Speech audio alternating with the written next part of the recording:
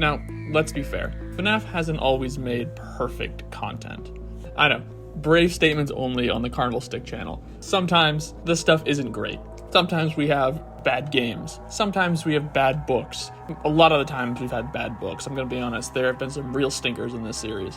But sometimes we're just disappointed with what we get. Sometimes we go into something with all the reason to believe we're actually gonna get something cool out of it, and instead of it being great, or heck, instead of it being terrible, it's just meh.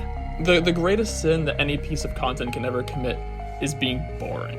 And frankly, that's what Escape the Pizzaplex did. Now, to those unaware, Escape the Pizzaplex is the fourth and currently the final installment in the interactive novel series of books. Disclaimer, this book isn't technically officially out yet. It's supposed to release on April 1st, but some people got the book early, and I figured I'd get ahead of the game and make a video on it before everyone else gets their grubby little mitts on this book.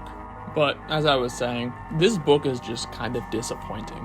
Granted, I don't think it's the worst book to come out of this series. I mean, come on, we've had B7, we had Monster. Just with the interactive novels alone, I think Return to the Pit is arguably a much worse book because of its chronic inability to actually, just cohere with anything in the story. It just kind of breaks down when you think about it. But specifically with this book, we had all the reason to believe we would actually get a lot of cool content. The main character is Cassie. It's a prequel to Security Breach. The preview for the book had us dealing with Gregory acting malicious, which made us have all the reason to believe this was going to connect to the GGY plotline and give us more information about the time that Gregory spent possessed by Glitch Trap. And what did we get? We got sludge. We got slop. Oh my god. It was everything I hoped it wouldn't be, and more. So I guess we should just get right into it. Yeah. Let's get into what happens in this book, why it stinks, and then we can connect it back to everybody's favorite Security Breach 2 leak, because, oh boy, I can't seem to escape it. I can't seem to escape it because it's back. It's back with a vengeance, and I cannot overstate my joy about that. Okay, so we'll start at night one. Night one, basically, Cassie and Gregory are sneaking into the Pizzaplex after hours. Apparently they've been doing this for a while, and security has been getting tighter because of it. They are going to be playing games, and specifically, they're going to be playing a game of hide and seek with Glamrock Freddy. So they run off and they go to hide in different areas, and Cassie, pretty much no matter what you do, will get caught. But when she gets caught, she gets cornered by Freddy, and he acts really, creepy and weirdly aggressive. And once he's about to get her, Cassie thinks she might be in serious danger. But just before anything happens to her, his stomach opens up and Gregory pops out and he's like, "Rah, it was all a prank." I love pranking my best friend by making her think she's about to get mauled by a bear. But it was all a prank. Cassie brushes it off and brushes off Freddy's really weird behavior. And that's how night one ends. So jumping right to night two, we're doing hide and seek again. This time, no Freddy, it's Monty. And they're doing hide and seek in Bonnie Bowl. Now, you'd think hide and seek, Bonnie Bowl, Monty, come on. We're gonna get some crazy content related to Glamrock Bonnie. And we don't. We just don't. Gregory goes off to hide. He actually, I will say, he does seem to hide in the same area where we find Bonnie's rotting corpse in Ruin, and this is just never addressed. He just kind of hides there. And this is the first night where Cassie can get actual game overs. If Monty catches her, he can actually kill her. But what happens is Cassie hides. She finds some room with crumpled up cutouts, and right before Monty can get her, he's deactivated by Gregory, who says, "Oh no, this wasn't meant to be a prank or anything. Monty just freaked out or whatever." And Cassie doesn't believe him. She thinks he's just messing with her and trying to scare her because he's a rotten little kid. But that's night two. Again, there's nothing really of substance here. It's just, oh hey, they're in Bonnie Bowl. They literally could have been in any location, because why would they give us content related to Bonnie? I don't know. Wishful thinking on my end. Silly me. So night three, this is where the plot ramps up. Not really. The plot doesn't really go anywhere. But basically,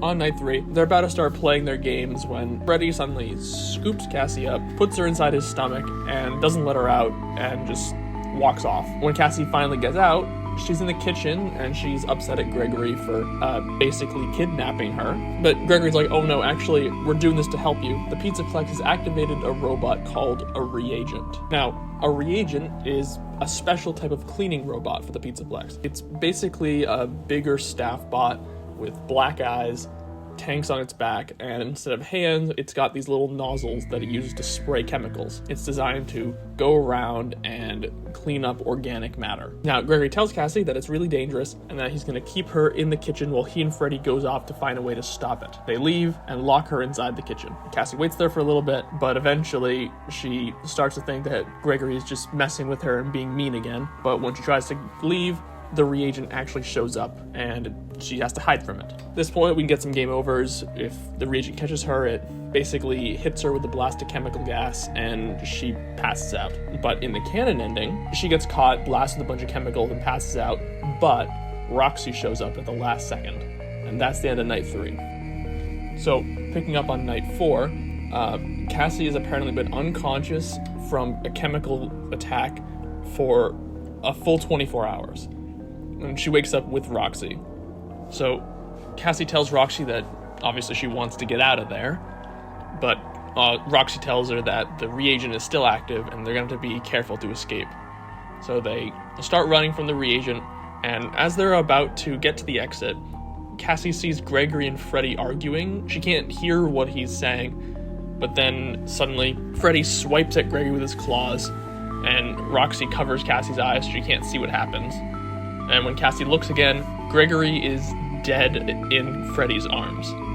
At this point, Cassie freaks out and she's running from both the Reagent and from Freddy. She gets cornered, and just when she thinks she's about to be killed, Gregory stops playing dead and he's like, haha, it was a big prank. Roxy was in on it, Freddy was in on it. Wasn't it so cool watching me get mauled by a bear?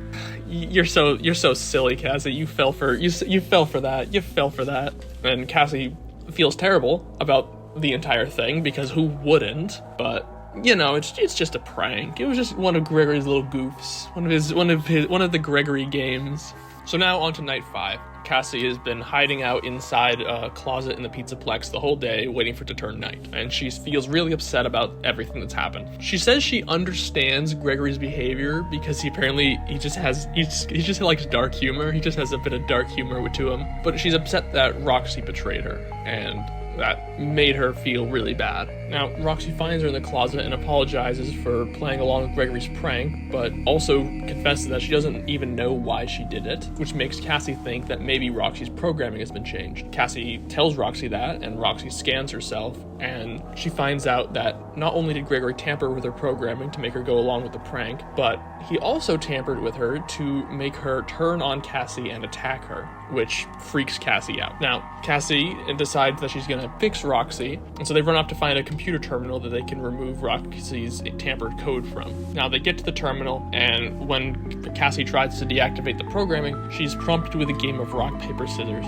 If she fails the game, Roxy kills her. But she succeeds, removes the programming, but when this happens, the Reagent reactivates. She can see it on the camera, and there's a message on the terminal that says that its sole target is her. So now, Cassie and Roxy are trying to escape the Pizzaplex once more, with the Reagent chasing after them, and the Reagent eventually catches up with them, and they get into a big fight, which eventually results in the Reagent being destroyed. Now, the Reagent can be destroyed in a few different ways. One way, Cassie dumps Fizzy Faz into the tanks on its back, and this makes it combust.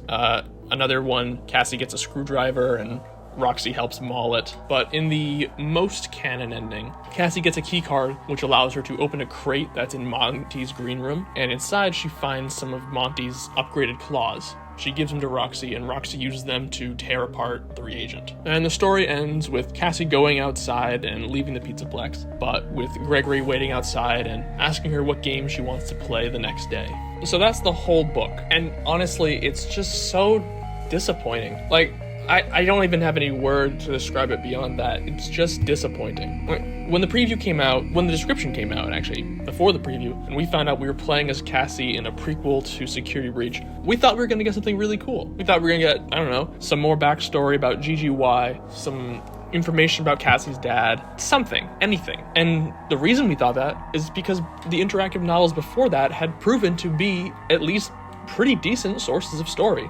The Week Before remains one of the best books this series has put out, and it delves into so much. We get the whole backstory for Phone Guy, we get a name, we get his family life, we get several special endings where we encounter things like Golden Freddy. Just in general, it's a really good book. Return to the Pit kinda sucks. Return to the Pit really sucks, but it still gave us a lot. We got a whole special ending that was reminiscent of Happiest Day. We got potential Eleanor content. It was a good... No, it wasn't a good book. The original book, the original interactive novel, VIP, that didn't have a whole lot, but it was half the length of the other stories, and it was more of just of an introduction to this style of book. But this book, Escape the Pizzaplex, it's just, there's nothing there. There's no special alternate routes. Every ending is the same. It's just Reagent dies or you die. The only difference is how it dies. There's nothing. There's just nothing. It's so disappointing because, again, we could have gotten so much. We could have gotten so much from this book, and we didn't. Now, every other book has some kind of alternate path you can take. In The Week Before, the original route you take involves Ralph teaming up with the currently dead Bronwyn Light, an investigative reporter who broke into Freddy's and got herself killed, and Ralph tries to help stop the robots from escaping the building, only to eventually die by Golden Freddy's hand. And what happens after that is you get to replay the book with a phone item, and that lets you play through the canon route, where you get to record Ralph's calls and then die. Return to the Pit has a similar path. You play through the canon route, and you help save Oswald's dad and hang the yellow rabbit, but then you get a special token that lets you go back, and with all that you can play a special arcade game that transports you to an 8-bit world where you can play through an ending where you can save the missing kids and have a Happiest Day, which kills the yellow rabbit and completely rewrites the timeline. Escape the Pizzaplex has nothing like that. There's only one route, and every choice you make only leads you to the same outcome. Like, can you imagine if we had like a proper ending that delved into like GGY and like Gregory's whole backstory? It didn't even need to be canon. Again, you could have non-canon endings as long as they still reveal stuff, but this just doesn't. The only other endings that you get are dying, and you don't even die in creative ways. In The Week Before, there was a whole game over that lasted several pages, which involves you shutting down the robots, going home, being chased by Foxy, fighting Foxy with your daughter, and then driving off after that. And that's a game over on its own, and that's a whole section. With this, it's just, oh, you got caught, you got gassed, Gregory got you killed again. It's just nothing. It's literally just a huge nothing of a book. Oh, and that's not even getting into how this really messes with the characters. Before this book, the only portrayal we had of Cassie and Gregory's friendship is that Gregory is like the only person that was like there for Cassie. Cassie had her birthday, no one showed up, and then she has her one friend, Gregory. And this book just makes him a total psychopath. Like, okay, admittedly, this is technically GGY content, because during this whole book, Gregory is not himself. He is being possessed by Glitchtrap and being made to hurt Cassie. But the book never goes into that. So if you read this book on your own, Gregory just looks like the most toxic, abusive friend ever, and Cassie just keeps giving him the slide because she has Stockholm Syndrome. It's horrible. He tortures her night after night, makes her think he's dead, and then reprograms her favorite robot to murder her. This is beyond character assassination. This is character execution. This is character mass murder. Also, little side tangent, this book makes Cassie's dad the biggest fraud on the planet. How do you let your daughter disappear night after night and not even just night after night? She disappears for 2 full days, and he does nothing, or at least we never hear him doing anything. It's just like he's just mentioned in one line, and that's it. I don't even know what to say anymore. At this point, honestly, I wanted this series of interactive novels to be good because The Week Before was good. I wanted us to have books that, I don't know, delved into other things about the timeline. Imagine a book like set around the sister location time where we get to see someone working at there before Mike shows up, or something about FNaF 2 that delves into the kids that were killed in that period. We could have gotten a book about Fredbears, or literally anything, and the series ends with this. And at this point, honestly, I kind of hope the series doesn't continue, because this is just really, really disappointing. The huge letdown for what could have been probably one of the best series of books this series had.